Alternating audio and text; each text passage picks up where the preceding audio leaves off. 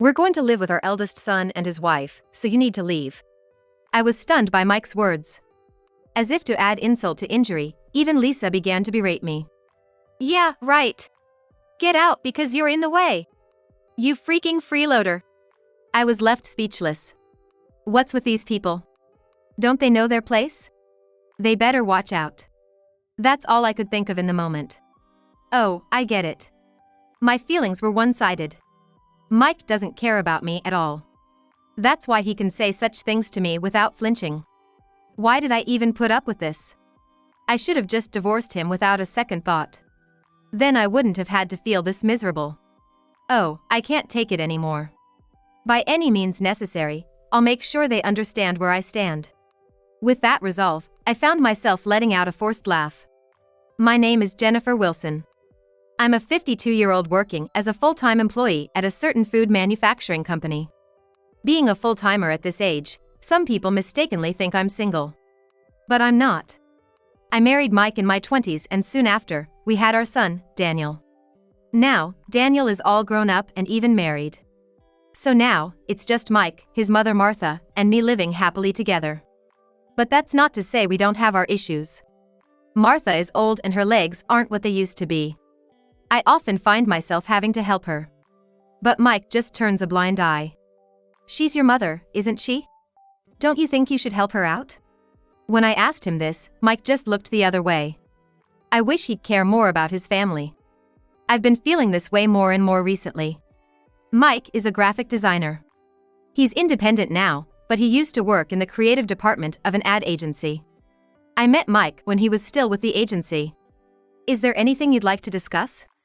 Mike, who had come to my company for work, asked me that. There's a little thing here. Oh, sorry, I shouldn't be butting in since I'm not an expert. No, ads aren't just for professionals. Your input is valuable. Mike kindly reassured me. He seemed like such a gentle person. That was my impression of him back then. Later, as we communicated through work, Mike asked me out. Of course, I accepted, and eventually, we got married. But about 10 years into our marriage, Mike said, I'm thinking of quitting my job and going solo. You think you can make it on your own? Even after getting married, I continued working. So, we've had a comfortable life. But by this time, our son Daniel, born shortly after our marriage, was in upper elementary school. Things are fine now, but soon we'll have to spend more on things like tutoring. Besides, I'm worried that Mike or I might not be able to work anymore. With these thoughts, I couldn't understand why Mike would want to give up his current stability. That's why I responded the way I did. I'll get work from my current company. Plus, you're doing a side job. Huh? A side job? You used to go to the office, but now you're working from home, right? Actually, I switched to remote work after our marriage. Of course, to spend more time at home and not neglect the household chores. There was an opening in managing the company's online store, which worked out well for me. Yet, Mike seemed to think I had quit my job and was just doing some sort of side job. It's not a side job, I just switched to working from home. Don't put on airs. Even a side job is a respectable job. I tried to explain several times, but Mike wouldn't listen. The discussion ended with Mike's misunderstanding. In the end, we discussed several times, but Mike never changed his opinion. Eventually, Mike quit his job and went independent. I was filled with anxiety. But contrary to my worries, his work seemed to be going well. He looked healthier and, above all, more relaxed. Things seemed to be going well. Yeah, folks from my previous job are giving me work, and I can spend time with Daniel on my days off. It's fantastic. That's all good news. I felt relieved. But a few years later, another issue arose. I brought it up to Mike. What? You want to put my mom in a nursing home? Your mother said she wants to because she's getting weaker. What do you mean? I struggled to respond to Mike's confrontational tone. Of course, I'd love to take care of Martha. But with household chores and work, it's not that simple. Daniel is also in middle school now, soon preparing for high school. It's a critical time for him in many ways, so I can't just focus on Martha. I explained all of this to Mike. However, he began to grumble. You gonna abandon my mom? It's not like that, but Martha said . It's exactly like that. If it's that tough, just quit your side job. I was at a loss for words. Right now, my salary is the main support for our household. Mike contributes too, but it's just a small portion. So, if I quit, we won't be able to sustain our lives. However, telling this truth to Mike seemed impossible. His pride is too high. If he knew I earned more, he'd probably sulk or maybe even leave. Then, I wouldn't be able to support Daniel and Martha by myself. That's why I couldn't say anything. Ultimately, our discussion ended without a resolution. On another note, even if we didn't put Martha in a care facility, it didn't mean more workload for me. Yes, Martha's getting weaker. Yet, she can manage most things on her own, and I seldom need to assist her. She can even cook if she's sitting. Having Martha at home to help with the chores was actually more convenient for me. Time flew, and soon Daniel went to college. And left the house. My load lightened, and gradually, I had more time to spend with Martha. Then, one weekend, Martha asked me to go shopping with her. So, I asked Mike to drive. Hey, can you drive me? I'm gonna go shopping with Martha. Sorry, I've got work today. Looking over, Mike was wearing a suit. But something seemed off. Hey, what's up with that suit? Oh, I bought it. It was a bit pricey, but I figured I'm a CEO now and should dress the part. Mike responded like that. I understood where he was coming from. But Mike started his company a long time ago. It feels a bit out of the blue now. I recalled an article I read online once that said a sudden change in clothing might indicate someone's having an affair. But I had no proof. Reluctantly, I saw Mike off. Later, I went out with Martha by cab, but I couldn't get Mike off my mind all day. Is he really having an affair? Since then, I started doubting Mike. I thought I'd confront Mike whenever I had a chance. I spent my days thinking about it. But Mike was very careful. Time just keeps on ticking by. Soon, Daniel informed us that he got a job and eventually shared news about his marriage. But I still couldn't find any proof of Mike's affair.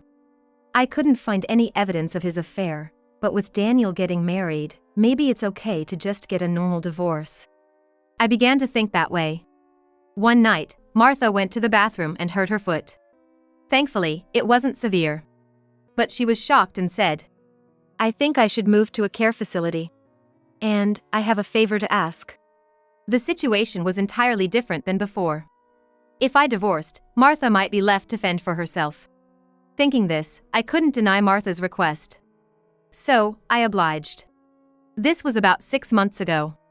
Since then, I visit Martha every weekend. I can't seem to divorce because I'm too worried about Martha. I murmured on my way home. I'm back. Hey, Mom, welcome back. It was Daniel. Next to him was his wife, Lisa. We've been waiting for you, Martha. Why were Daniel and Lisa here? I was puzzled and asked Daniel. Daniel? Why are you here at home? Well, just when Daniel was about to answer, Mike appeared from behind him. He said, You've been so indifferent. I thought of divorcing you, that's why I called them here. What do you mean? It's about my mom. You've abandoned your duties as a wife. Mike shouted. I was taken aback. I tried to help Martha, but before I could finish, Mike cut me off. Don't make excuses. From today, I'm gonna live with my eldest son and his wife. You should leave. I was stunned at Mike's words. To make things worse, Lisa began to scold me. That's right, just leave. You're such a leech. I was speechless. In my mind, I thought, they should know their place. Better brace yourself. In the spur of the moment, those were the only words that came to mind. So, all this while, my feelings were one-sided. Mike never really cared for me. That's why he could say all this without hesitating. Why did I put up with all of this? I should have just divorced without giving it a second thought. I wouldn't have felt this miserable. Oh man, I'm done for. No matter what, I have to make my position clear. The moment I made up my mind, a sarcastic laugh escaped my lips. Fine, I'll leave, I said as I walked past the three of them. I headed straight to my room. All I needed were some clothes and my work laptop. I also grabbed my bank book and a few valuables. I stuffed them into a travel bag. Are you really gonna divorce? Yeah, of course. I swiftly grabbed my bag. Then, after a moment of thought, I said to Mike, "You know, I'll divorce you amicably for $10,000. If you don't want that, I can get a lawyer and make it messy. It feels a bit cheap, considering the emotional damage he's done. But right now, I don't have the energy to fight with Mike. That's why I purposefully offered terms favorable to him." "Why should I pay you anything?" "Because you've pushed me to the edge mentally." "But still." I stared hard at Mike as he started to speak. Then, with a smirk, I told him, "So, should we involve lawyers? If you've been cheating, $10,000 won't cut it." "What?" "At least $30,000. If you've got nothing to hide, that should be okay, right?" Given Mike's nature, I knew he'd opt for the former. In a way, it was a risky gamble. Mike gritted his teeth in frustration. Seeing his reaction, I became certain. He definitely cheated. But I couldn't gather any evidence. So, I had to pretend I had some just to corner Mike even a little. "What will it be?" "If we get lawyers, I'll also claim damages for emotional distress inflicted on your lover, okay?" "Well, I really don't want to upset Martha, your mother. So, I don't want any complications." Hearing my words, Mike looked dejected. Then, begrudgingly, he replied, "Fine. I'll pay the $10,000 by the end of this week." "All right. I'll come by this weekend and we can discuss the divorce." I smiled and walked past Mike. Then, I left the house. I headed to a nearby cafe and started looking for an apartment I could move into immediately. After some searching, all I could find were weekly rentals. This will do for now. I reluctantly signed a lease for a weekly apartment and decided to stay there for the time being. And on the weekend, I headed to Mike's family home where he lives. When I rang the doorbell, Lisa poked her head out. "Hey, what brings you here?" "I came to get some of my stuff. Plus, there's the matter of the divorce and some other things." "Oh, is that so?" Lisa snorted dismissively. I couldn't help but wonder, why did Daniel ever marry a girl like this? I just couldn't help but wonder. But setting that aside, as I entered, Mike was waiting inside. There was an envelope on the table. "There's alimony inside." "Understood." Inside the envelope, there were stacks amounting to $10,000. I checked it and put it in my bag. "Well, I'll have the movers take out the rest of my stuff from the room." "Do as you please." Mike seemed to be sulking. Even though he was the one who wanted the divorce, I wonder what he's so upset about? I carried on with the move, puzzled. Eventually, when the move was done, I handed Mike a bank book. "This is the bank book for the account where you'll deposit the living expenses." "Uh-huh. You used to give it to me, but now you'll have to deposit it yourself." "I get it." Mike grabbed the bank book as if snatching it away. I couldn't help but think he acted like a child. Afterwards, I went to the living room where Daniel and Lisa were. "I need to talk to both of you." "What is it?" "I don't really want to talk though." "Just take this." As I took out the bank book, Lisa's eyes lit up. "Wait, are you giving me money?"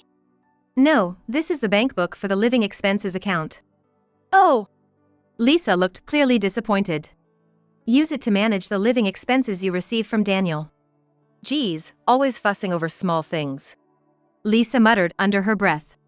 I pretended I didn't hear and told her. "You'll be in charge of managing the living expenses for the family, including Mike. Got it?" "Yeah," Lisa replied, sounding rather annoyed. I sighed and left the room. I had given them the bank book for living expenses. Now I had no ties to Mike and his family. I felt somewhat relieved. Just a few days after that exchange, I was working in my room when my phone unexpectedly rang. "Who's calling at this busy hour?" Sighing, I picked up my phone. The screen displayed Daniel's name. "Isn't he working right now?" I checked the time. It was just past 10 a.m. It was too early for a lunch break, so maybe something urgent came up? With various thoughts running through my mind, I answered the call. "Hello? What's up, Daniel?" "Mom. Where are you?" "I'm at home, what's wrong?" As I replied, Daniel raised his voice even louder. "The account's empty. What's going on?" I momentarily pulled my phone away due to the loudness. I quickly put it back to my ear and asked, "You mean the living expenses account I gave you?" "Of course." Why is it empty? How are we supposed to live like this? That makes sense. I had given it to him with a zero balance. After all, the funds were from my salary. So, there's no obligation for me to leave any money in it. Thinking that, I replied to Daniel. Did you not deposit the living expenses? I asked, and Daniel mumbled, searching for words. Strange, what's going on? I pressed him again. Didn't you put in the money for living expenses? I didn't. I thought Mom had deposited it. Why would I deposit money? I'm not living with you guys.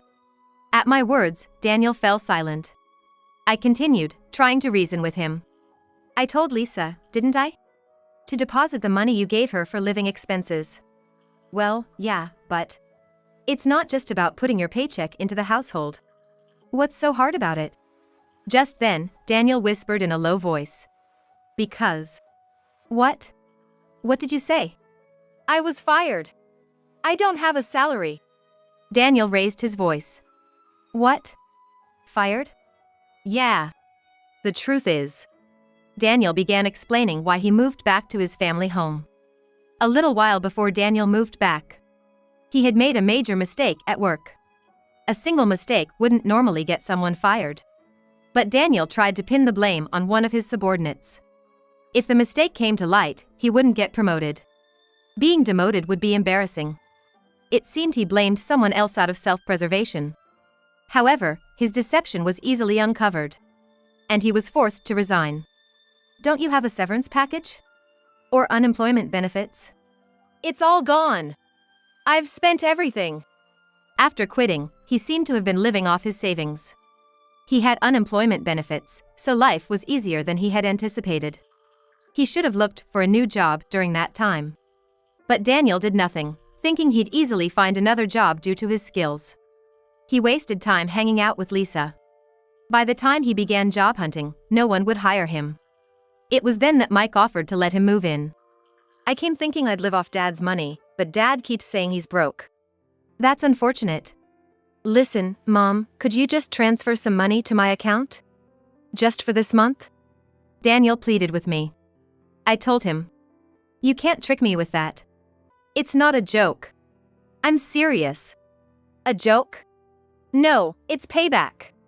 You guys kicked me out, didn't you? At that, Daniel was momentarily speechless. But he quickly retorted.